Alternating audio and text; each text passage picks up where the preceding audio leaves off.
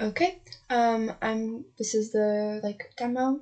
First I wanted to show the database and to show that the railroad network CSV is loaded into our database and everything, and that's how we're accessing it. Kind of here we can show the metabase of it all. So yeah, it's right there. First, let's load it in. Let's try booking a trip. Let's do Paris to Berlin. And then for now, I'm not going to show it with any parameters, but I'll show that later.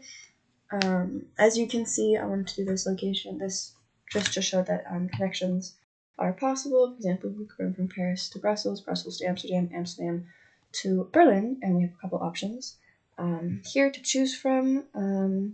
We can also sort them. For example, we can sort by trip duration or by first class, second class, and the sorting will be consistent with when we decide that we're done sorting and we want to pick. So we'll do 1, and then we can enter 1, 2, or 3 corresponding to how we've sorted it. And so I don't know. Let me just pick 3, for example. And then now this is prompting us to enter in the client information. So I don't know, Gideon, nav, no matter, 47, 2323, and then we can add as many as we want. Here, let's add another, for example, Hero,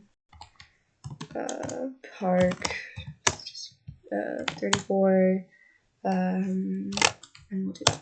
And then we can keep going infinitely long. I'll just stop there, continue, and then it's been saved to the database. So we can look up and refresh and go to our clients, and here we have Gideon Nav and HeroHark, the 2 clients that we just added. So let's try and access them straight from the database. So let's stop and rerun.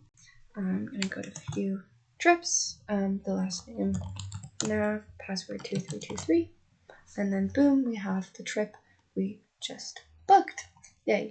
Okay, so here I can show now, just for sorting's sake and everything, let's book another trip. Let's say Venice to Trento. And then let's do no, just to show Venice to Trento has these 2 options. So I'm going to stop and rerun. I wanted to show that there were multiple options. And then let's book a trip, and we'll do Venice to Trento. And then let's say we'll sort by train types. Essentially, we can pick a train type. So let me do TGV. And then it will we'll do no other parameters. It'll only show us for that option. So as you can see, before we had 2 options, now we only have 1, as we wanted to specify TGV.